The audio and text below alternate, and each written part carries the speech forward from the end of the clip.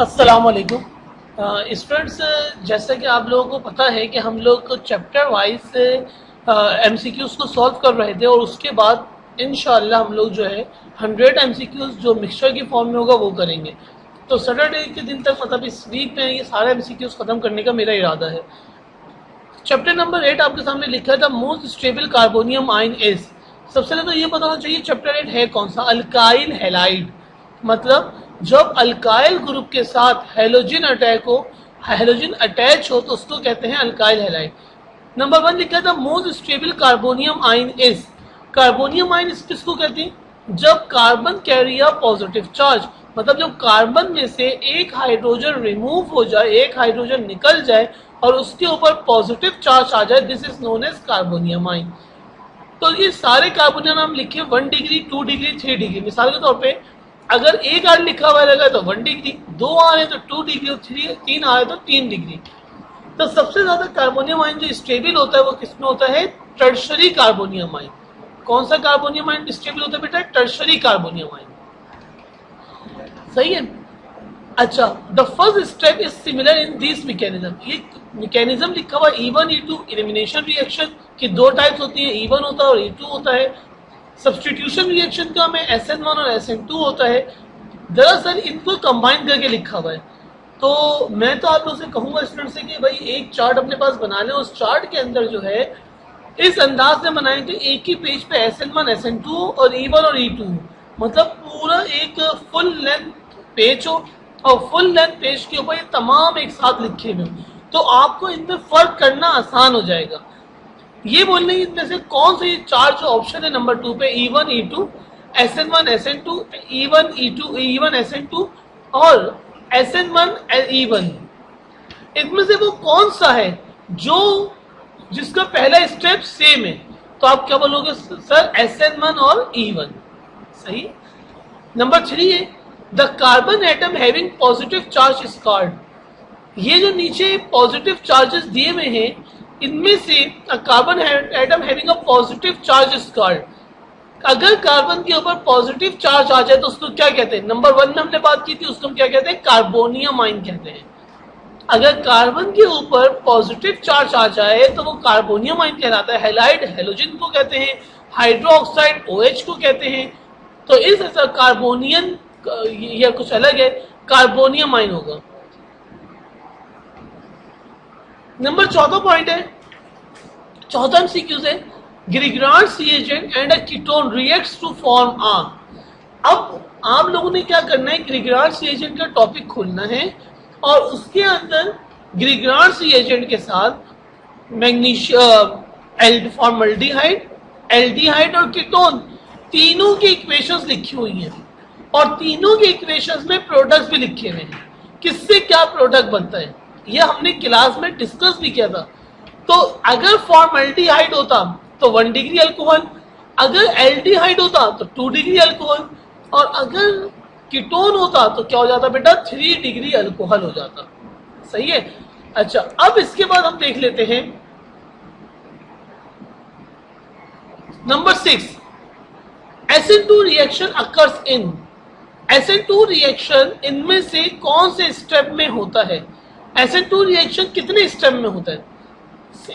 1 step में होता है, 2 स्टेप में होता है, 3 स्टेप में होता है, 4 स्टेप में।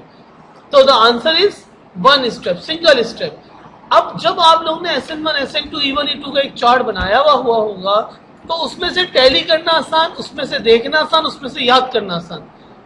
This is most stable carbonium ion. इसमें से कौन सा कार्बोनियम आयन बहुत ज्यादा स्टेबल है? तो टर्शरी कार्बोनियम आयन। अच्छा, नंबर 1 को इससे मैच करें सब। देखो बेटा, नंबर 1 पे और इस वाले को मैच किया जाए अगर, तो ये भी R3, ये जो R3C पॉजिटिव लिखा हुआ है नंबर 1 के ऊपर जहां पे मेरा कर्सर मूव कर रहा है, और ये टर्शरी कार्बोनियम आयन, एक ही बात लिखी हुई है लेकिन लिखने का अंदाज अलग है। ये एमसीक्यूज के ऑप्शंस सेम है। ये मिथाइल सबसे पहले आ गया, प्राइमरी सेकंड नंबर पे, सेकेंडरी तीसरे नंबर पे और चौथे नंबर पे टर्शरी लिखा हुआ है। तो the answer is tertiary carbonium ion. अब नंबर 8 को देखते हैं।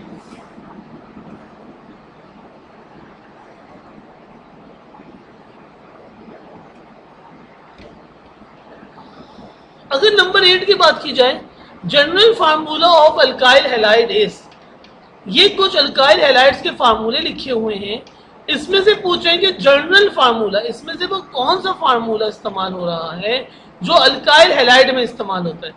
तो आपने एक चार्ट ऐसा बनाना है जिसमें लिखना है alkane, alkene, alkyne, alkyl halide, alcohols, aldehyde, ketones, इन सबके जनरल फार्मूले एक पेज पे होने चाहिए।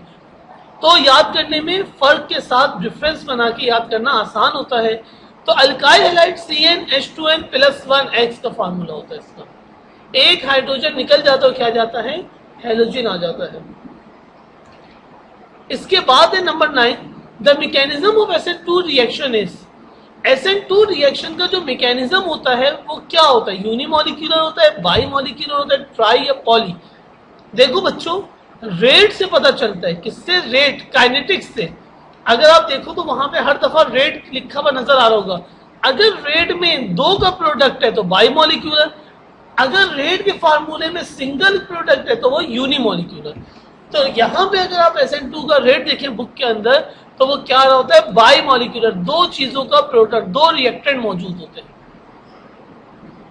The ethyl chloride reacts with alcoholic KOH, अगर मैं इथाइल क्लोराइड को रिएक्ट करवा दूं किसके साथ, अल्कोहल के साथ, KOH के साथ, तो उसके नतीजे में जो प्रोडक्ट बनती है वो क्या होती है बेटा, इथीन होती है। सही, ये इक्वेशन है। It is not a nucleophile, इसमें से वो कौन सा है जो न्यूक्लियोफाइल नहीं है। तो बेटा बहुत आसान सी बात है, न्यूक्लियोफाइल के लिए नेगेटिव चार्ज का होना जरूरी है। क्या कहा मैंने, न्यूक्लियोफाइल के लिए नेगेटिव चार्ज का होना जरूरी है। अगर मैं इसमें देखूं तो OH के ऊपर नेगेटिव, NH3 होना चाहिए था, इसके ऊपर नेगेटिव, CN के ऊपर नेगेटिव, सबके ऊपर नेगेटिव चार्ज आ रहा है सिवाय BF3 के। तो BF3 क्या है, न्यूक्लियोफाइल नहीं होगा। 2010 में ये सवाल आया हुआ है, a carbon atom having positive charge is called carbonium ion. पुराना सवाल हो गया, अभी हमने इसको 3 दफा कर चुके हैं इसी एक्सरसाइज के अंदर। The last one and the most important one, the metal present Grignard reagent, Mg, Mn, Fe और कॉपर। देखो हमेशा याद रखना इस बात को कि जब भी ग्रिग्रांस रिएजेंट होगा तो मेटल सिर्फ और सिर्फ मैग्नीशियम होता है। मेटल क्या होता है, सिर्फ और सिर्फ मैग्नीशियम होता है।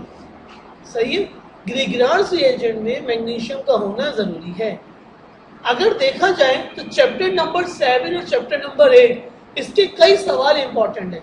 इसके अंदर SN1 SN2 का MCQ जरूर आता है और आया हुए हैं, आपने देखा ही है, और ग्रिग्रांस रिएजेंट। तो इसके MCQs को लेके भी आप लोग एक दफा अच्छे से इसकी प्रैक्टिस कर लीजिए। सही है, और यहाँ पे चैप्टर नंबर 8 खत्म हो जाता है। अब इंशाल्लाह हम लोग चैप्टर नंबर 9 शुरू करेंगे कल के दिन से। मैं इसकी की आपको शो कर रहा हूँ, ये इसकी की बनी हुई अभी आपके सामने ना, ये आपके सामने इसकी क्या गई है, की मैंने बना दी है पूरे चैप्टर नंबर 8 की।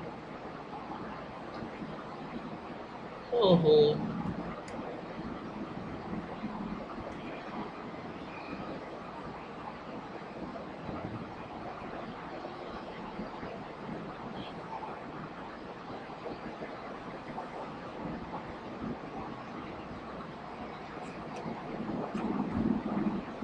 तो चैप्टर नंबर 8 की मैं आपको की शो कर रहा हूं।